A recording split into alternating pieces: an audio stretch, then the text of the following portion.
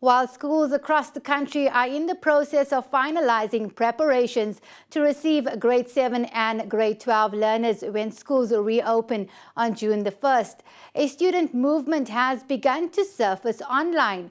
The group, calling themselves Learners' Lives First, wants to convince the Department of Basic Education to reconsider their decision on the reopening of schools next week for the safety of learners. The group has, in just 5 days, attracted over 500 followers. Joining us from the Western Cape to provide more details about this group and their concerns are grade 12 learners Muhammad Abrahams and Yasmin Dante. Assalamu alaikum and welcome, Muhammad Abrahams. Wa alaikum assalam, and shukran for having me. And assalamu alaikum and welcome to you too, Yasmin Dante. Wa alaikum salam. It's a pleasure. Muhammad, can you share with us more about Learners' Lives First and the online protest that is currently underway? Sure. So we started this a few days ago, actually, I think 2 days before Eid or a day before Eid.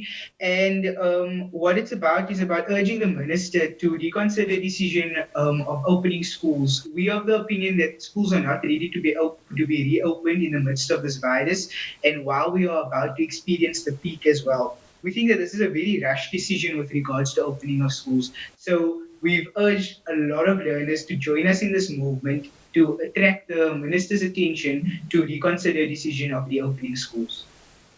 And is it just learners who have joined your group? We've had a large response from students, but we've also had a response from concerned parents and teachers as well. So the movement most definitely is not only for students, but rather for everyone who agrees and stands with us. We acknowledge and recognize everyone's opinions, and we are not against it either. This is just a stance because a lot of people think that we just see one way. We certainly respect everyone's opinions because it is also what is enshrined in the Constitution. And what has the response been so far? Well, the response has been phenomenal. On our first day, well, the day before we went public, we only had 2 followers. We didn't go public yet. And on the day that we went public, our following grew to about 150. And the next day, it doubled, more than doubled, in fact, to 300 and something. And today we're sitting without any media attention that we've got. We've worked extremely hard on our own, and we've got to about over 500 followers. So I think that it's grown phenomenally, and we didn't think it would turn out like this at all. We are trying to get as much attention as possible, but we've also been discussing and deliberating with Musi Maimani and his staff.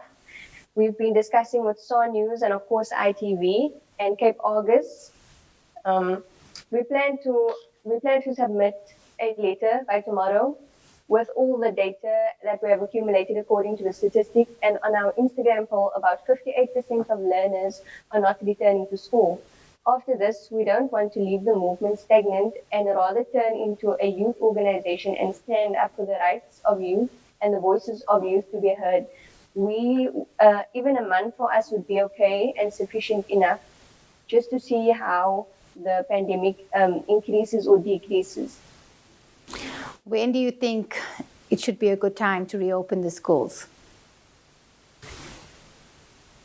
Well, in my opinion and in the organization's opinion, we think a good time would be when we have sufficient time to prepare. As we know that we know of since yesterday. When I checked the news, there were two separate schools that had teachers that were infected with COVID-19, and we think that these numbers could have been way higher if learners were in school as well. And as we know, those 2 schools closed, and those 2 schools are located in the Western Cape. So we think that a month would be sufficient time for every school to prepare.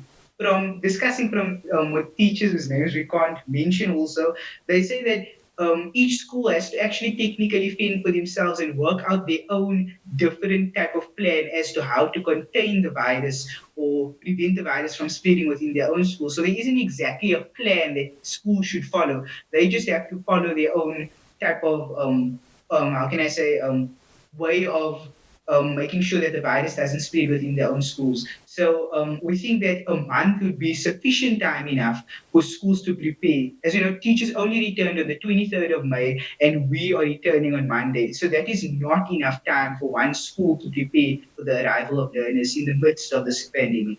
Tell me, where and how can learners find you?